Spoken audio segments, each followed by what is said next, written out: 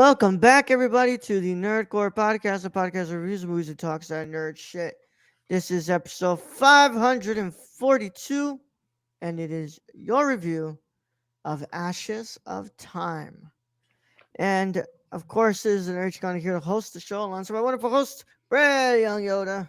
What's up, everybody? Welcome to a wonderful, wonderful Saturday. I have the hiccups right now, so try and get over that. Damn. Sucks, Brad. Sorry. Sorry to hear that. But I actually remembered to turn on the lights in the back over here, so got those going on today. But hope everyone is having a good day. Hope that everyone is having a good Monday if when you're listening to this in the public. But for those who are patrons and get this a day early or get at because they get early access, hope you're having a good Sunday. If you want to go ahead and get this episode a day early, make sure you go to the Patreon and subscribe and pledge $1 at patreon.com/nerdcore for early access to videos just like this one. But yeah, Brad, what's going on, man? I mean, what is your how's your Sunday been? Not too bad. Not too bad. Haven't Saturday really done actually. much. Saturday. Yeah, I haven't done Yeah. much. Yeah. So I continued on what I did yesterday. Watch this Not movie or much. what? I did watch this movie. I watched this movie this morning. So. Oh, okay. Started watching this movie like in the afternoon, finished it up like the evening because I went to go eat something. But It's only an hour and 30-minute movie, if that. 34, yeah. Yeah. Not the longest we've done, Yeah. What's it called? It's a good old Cronenberg time, right? Cronenberg time. Love Cronenberg time. My favorite time. Love it. Yep. But just I had a what's it called? Just woke up, walked the dogs, and then what's it called? I went back to sleep. Woke up because my brother called me. Fell asleep again. Woke up, made breakfast. What's it called? I started watching this movie. Then the afternoon we went out to eat again, eat something. Came back, finished this movie. Finished it and had like a couple more hours left until we did show here. So I started watching After Sun. Haven't finished watching it yet, but pretty much all I've done today. I made waffles. Made waffles. I made an waffles. omelet. Yeah. Yeah. See? We can cook for ourselves. Yeah. I just hate it. Just sucks. And then having to Sucks. clean everything. Fuck Yet, that. you see, that's the thing is like, cooking wouldn't be the most draining task at hand if you didn't have to clean it all up after. Yeah. It's Exactly. like, oh, eat it. I'm done eating. I'm so full. It's like, oh, I have to clean this shit up. God damn it. Yeah. Yeah. You can't win. You can't win in anything. Either cost too much money to go out to eat or it costs too much time to cook and clean. Yep. But either way, I hope everyone's doing well. I hope y'all are having a good day wherever you're watching this and listening to this. We're continuing on with our Wong Kar-wai Month, and this week's film is Ashes of Time.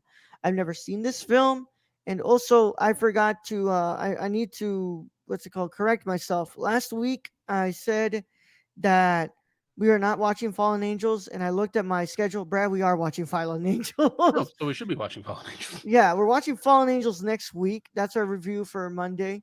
Was that And my then pick? what? No, Brad, this Or is this isn't. my pick? You have no picks this month. Oh, Because this is it's my all your month. picks. That's right. Okay. Yeah, it's my So month. you can't blame me for any of this. No. I've seen. This is the only one I haven't seen. So this month is meant for me to introduce you to stuff, right? But Fallen Angels is next week, and then the week after that is In the Mood for Love, and our Patreon mini is My Blueberry Nights. Brad, don't worry, Brad. That one is his English. What's it called? It's his American film, so that one's in Okay. English. There you go. So I can look at my phone while. I've never seen that one either, Brad. You can't blame me for anything. So yeah.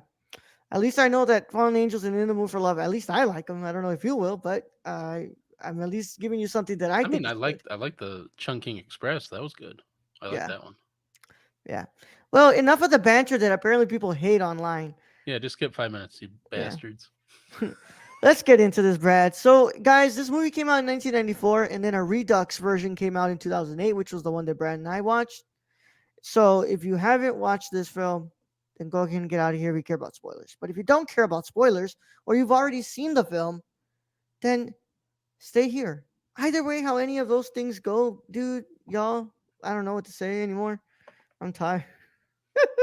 What's it called? Better wake up. We Y'all, got a live show after this. I know. Wake up, bro. Either way, how any of that goes, guys, it's your one and only spoiler warning. And it is in effect in a five, four, three, two, one. Oh, maybe we should tell Kylie that this is pre-recorded. Oh, Have we said that Kylie, it's yet? pre recorded. It's pre-recorded, Kylie. Yeah. After 5 minutes in. Yeah. 5 minutes in, man. 5 minutes Oh in. well, Pre recorded, guys. she'll figure Sorry. it out Yeah. Why won't they answer my what's it called, the questions? because it's pre-recorded. Pre-recorded. Sorry, guys. Not because we're Live show. assholes, which we Yeah. can be. But yeah, we just, just hang around here. What's up? Yeah. Ashes of Time is a 1994 Hong Kong film written and directed by Wong Kar-wai and inspired by characters from Jin Yong's novel The Legend of the Condor Heroes. That's all that it has. Um, Yeah, good to know. the Cantonese title literally translates to Eastern Heretic, Western Venom. It's written and directed by Wong Kar-wai. The story is by Louis Shaw, produced by Wong Kar-wai, Jeffrey Lau, and Jackie Pang. It stars Leslie Chung, Tony Leung Chiu-wai. Oh no, Tony Leung Ka-fai, Bridget Lin, Tony Leung Chiu-wai, Karina Lau, Charlie Young, Jackie Chung, and Maggie Chung. Ooh, Maggie Chung is in this one. Wow, that's great. Yeah. Cinematography is done by none other than Christopher Doyle, who pretty much since this point has already been working with Wong Kar Wai for two movies in this year.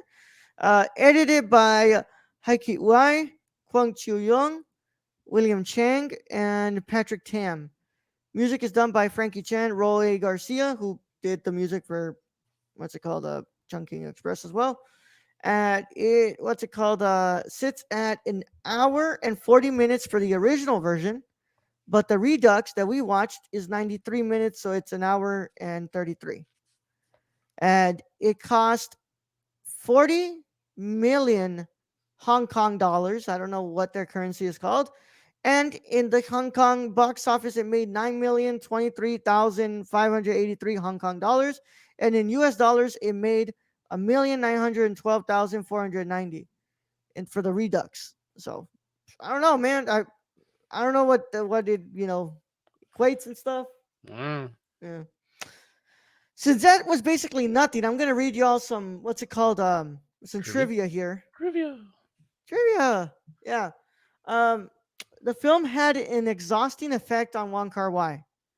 While on hiatus during the editing process, he wrote and shot Chungking Express to clear his head. Okay. Wait, there was a Oh my two, god. or was it two, or was it Chung King Express as well? No, no, he shot. So he made this movie, Yeah, and during the editing process, he decided to just write and shoot Chungking Chungking Express. Express. Okay, so there Yeah. wasn't a Chungking Express two. No, no, no, no, no. Okay. It was he shot it to clear his head. Oh, Yeah, yeah. Um. So apparently, Joey Wong, Veronica Keep. Okay, well these are I don't know about this. Uh, Wong Kar Wai is characterized by shooting without a fixed script.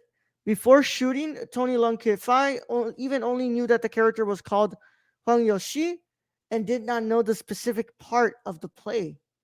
Leslie Chung encountered three accidents during his cooperation career with Wong Kar Wai, which led him to say that he did not agree. He did not agree with Wong Kar Wai. One of the accidents was stung by a scorpion while filming Ashes of Time.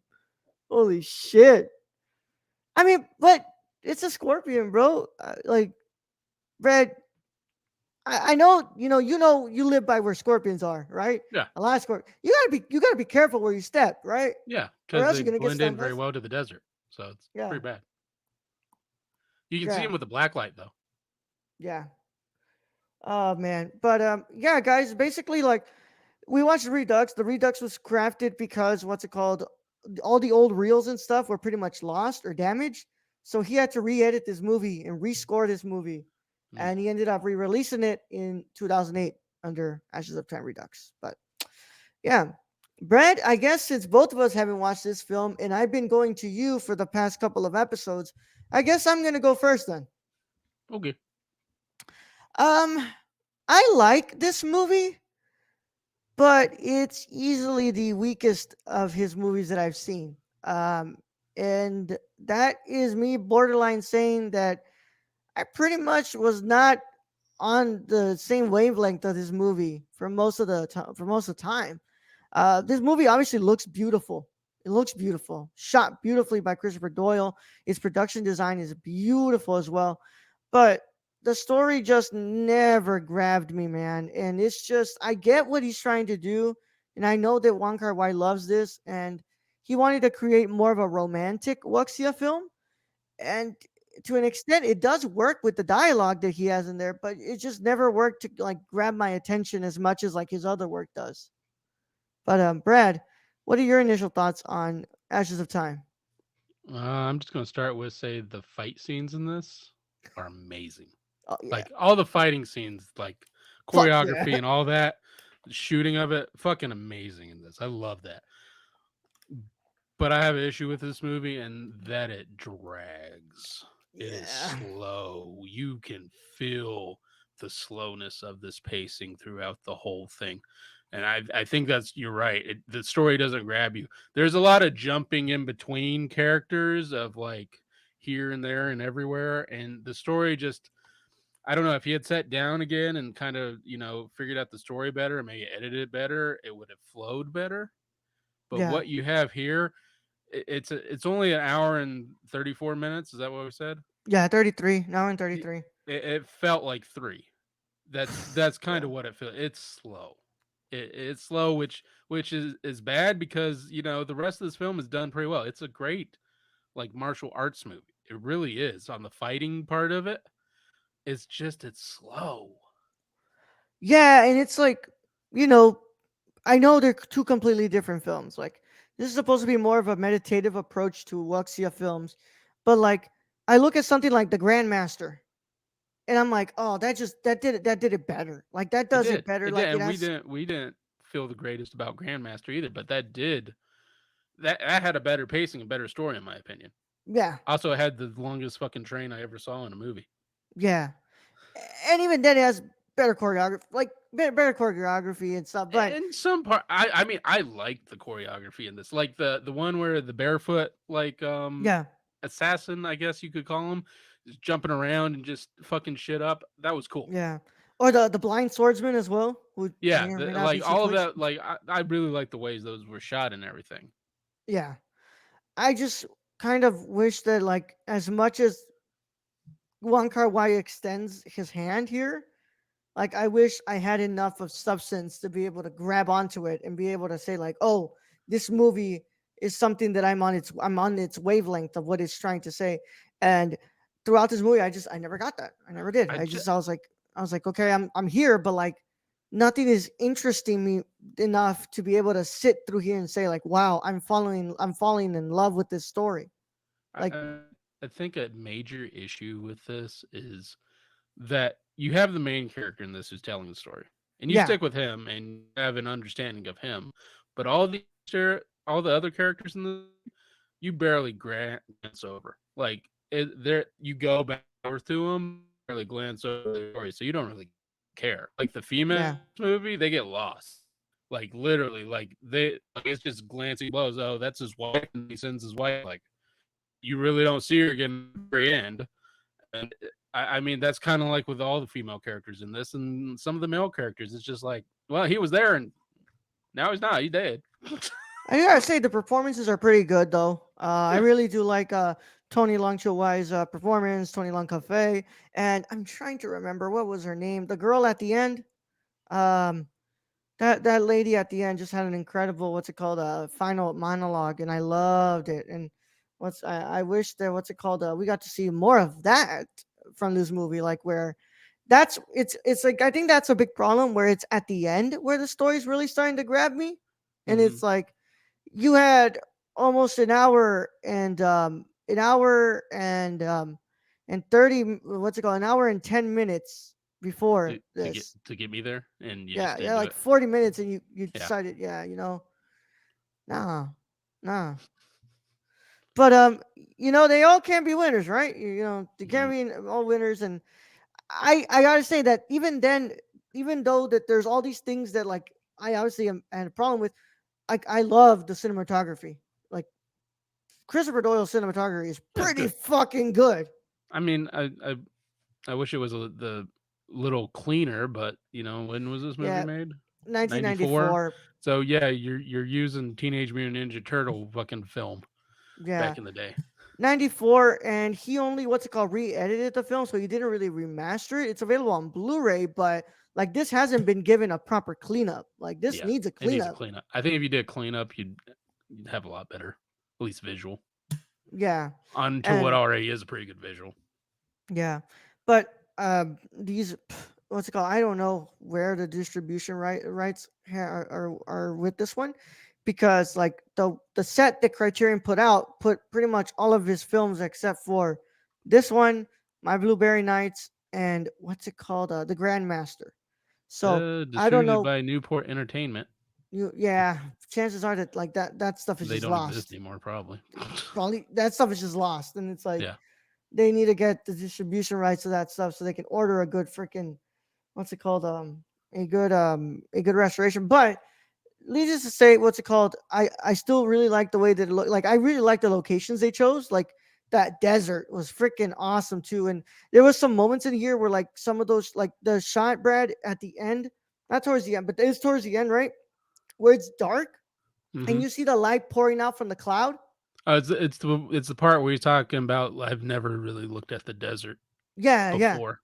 Like that shot. Oh Yeah, my that was really good. god, what a beautiful shot. I mean, I would have hated to be on that set though. It just looked like suffering And because I yeah, live in a desert. So just being out there, that looked even more like a desert. I'm just like, I'm not digging that. I kind of understand why Wong Kar-wai was so like, you know, Just done. burnt out with this freaking movie. Like he's like, Which I'm might just have been a problem too, because I think part of this feels kind of rushed. Like I said, like he could have rewrote a few things, edited a few things better, and probably would have had a really, good movie that we're kind of been used to here. yeah. Yeah, but obviously what's it called? Things didn't go the way it expected, and this what's it called? It obviously exhausted him to a point that he ended up creating probably one of his freaking best works, man. I mean, but yeah, man. I like the score too. I think it's fine. What's it called? It's pretty good. Yeah. It's an okay score. To me, the films of Wong Kar Wai, the score is never as what's it called as great as the soundtrack that he uses. Like Wong Kar Wai is very much known for including music that he likes and that he what's it called experienced when he was young. So, California. yeah. Um, but other than that, like it has its things that I like. It has its things that I didn't like, and I mean, oh I mean, if you really like, the martial arts fighting, this is a yeah, good movie to watch. yeah. But kind of just skip through like get until you get to fighting scenes. Now, Brad, have you seen Hero No, from with Jet Li? I don't think so. Oh my god, bro. What's it If I called? Jet have, it was a long time ago. um Because you bringing up Jet Li, and now I'm just thinking of Jet Li and DMX, and I kind of want to watch that movie. no. Um X gonna give here, it I to mean you. what's it called? He gonna You give know, it to if you. you want to check it, but what's it called? So that one, what's it called, was another film, is a Wuxia film. That what's it Mm, called? I also kind of have the try. same idea. Like it's what's it called? Kind of slow and like the story isn't as interesting as it is. But what Zhang Yimou does in that film is far more interesting than this one because like he balances it out and be like, okay, I want to have a story about a freaking what's it called guy who's wandering and being like, I want to find love, but I want to balance it out with the wuxia genre. And I understand what Wong Kar Wai is going for here because he's never a guy who wants to stick to the genre, wants to stay confined to the genre that he's working in. He Mm-hmm. always wants to put a little bit of his style, so include a lot of that romanticism and stuff like that. But this just compared to that film, this just feels so unbalanced, and it's like, Compared to like Chungking Express, like Chungking Express, like had good movement. It had me like glued to the screen. This yeah, this was losing interest in between the fighting scenes. The story just wasn't fleshed out. Yeah, It wasn't there for me. yeah, yeah. Its script ultimately was what brings it down, but Yeah, and I wish I could have cared more about some of the characters and stuff, which would have helped. But you, like I said, you kind of skip around a lot, and you don't really stick, to one overall character except the main character narrating the story. yep. But maybe one day we'll watch Hero, Brad, and talk about it on an International Film Month. Because what's it called? Has Jet Li, Tony Leung Cho Wai, Maggie Chung, Donnie Yen. Hmm, Like it's a pretty okay Wuxia film, but the action is pretty fucking cool, and it's shot by Christopher Doyle. there you go. Yeah, So it's probably. I mean, I'll probably like the fighting scenes. yeah, yeah. All right, Brad. I'm going to go ahead and give Ashes of Time. Cam, it just feels bad to give it something as low as this, but I'm gonna go ahead and give Ashes of Time a 5.5 out of 10. That's it's borderline meh. If it Yeah, wasn't as it's beautifully shot as it is, I yeah. pretty When I much would get be that, like, eh, yeah, I'm probably not gonna watch this anytime soon. nah, Maybe just nah. clips of the martial arts fighting on YouTube, but other than that, Yeah. probably not. If y'all restore it, I'll revisit it. Yeah, But in the meantime, y'all, I mean that's my score. Brad, what are you gonna go ahead and give it? I'm gonna give pretty similar. I think deserving of a 6 out of 10. You know. Okay, Yeah. okay. Well, that's our review of Ashes of Time, y'all. And we thank you all so much for sticking around and listening to this review. If you are watching this on YouTube, please leave a like on this video and subscribe to our channel. But you're not done yet. Stop. Click that notification bell. I know you didn't do it. Click it, press all so you don't miss a single piece of content that comes to this channel. Also, if you're listening to this on Apple Podcasts or any other app that allows you to rate a show, drop a 5-star review, please. It helps us out. We've been doing this for almost 7 years, guys. We are very much deserving of that beautiful 5-star, aren't we? That's right. That's right. Also, if you like I said, if you wanted to get this episode a day early, all you need to do is go to www.patreon.com/nerdcore. Follow us on all our other social media, like our website, thenerdcore.com, our Twitter at the nerdcore underscore, and our what's it called? Instagram, the nerdcore. I'm sorry. My brain just decided to stop there. But of course, we want to thank our Patreon supporters, anybody who watches this video, anybody who what's it called supports us, and also our wonderful legacy producer, Shane. Where can you find him, Brad? You can follow our friend Shane at twitch.tv/xsrk or on Twitter at thriftedil or go buy something from the Seppy God at Prison City Vintage in Illinois. Damn right. Also, we have I know now who I'm supposed to shout out. I'm Yeah, we got what's a it few. called? Yeah, well, not a few. We only have one. Oh, Um, the thought we way had a few. the new what's it called Oh, tiers that's work. true. That's true. The way that we upped, if y'all did not know, we updated our Patreon Yeah. tiers. So if you're at the 25 and above, you get your shout out and all the other stuff that you get to do. That you all should just check it out Movie on picks Patreon.com. that we review, yada yada yada. Yeah, yeah, yeah, yeah. So thank you, Kylie. Kylie PLI on Twitter. Thank you, Kylie Kylie. P Sports 90 on Instagram. Thank you so much, Kylie. And We we should be appreciate you. watching. We should be doing a commentary on the first Teenage Mutant Ninja Turtles here. Her, Sometime soon, yes. yeah, Yep. pork rind. Pork rind? I love that movie. That's a great movie. But of That course, movie we'll should be not be as good as it is. yeah. You'll be listening to us next time on this show. We are going to be talking about Guillermo del Toro's Pinocchio. Did I do this because I want to secure a nomination from Brad for Best Animated Feature on the South Texas Film Critics Association? I don't know. Will this go into the Golden Nerdies nominations? I don't know. But I wanted to make sure that Brad got to watch this before the cutoff date. Guillermo, watch it. Cutoff date, yeah. Man, Watch it. yeah. I know that if we didn't take it seriously, I would allow Brad to just let that be nominated, even though he didn't watch it. But we take this pretty fucking seriously, so we're Yeah, gonna yeah, he's got fucking what's it called to watch it. But in the I got meantime, I guys, gotta get the Disney Pinocchio, the yeah, new one out, taste out of my mouth. Just the yeah, hardness of that. oh god, yeah. Oh, as Marlon Brando once said, right, Brad? Oh, the horror. Oh, the horror. I rather would have seen Fat Brando instead of that fucking movie. There's a lot of things I would rather have seen than that movie. Mhm. Well, without further ado, Brad, let's get him out of here. All right, Raul. Thank you for being the host as always. Thank to all those who are joining us in the future and chatting it up. We won't be here because this is a pre-recording, but thank you anyway. Thank you to all our listeners out there, all our Patreon supporters. We appreciate each and every one of you. And to end this episode, uh, don't take a sword through the throat Or because if you're gonna find a blind swordsman, make sure that it's like 3 minutes until sunset.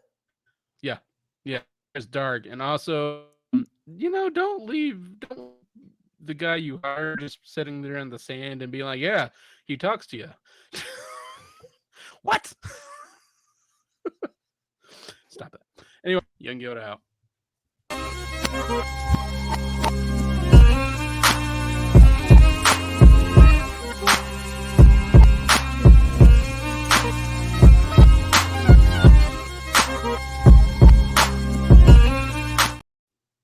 Corpse did not talk, by the way. I'm just seeing it out there.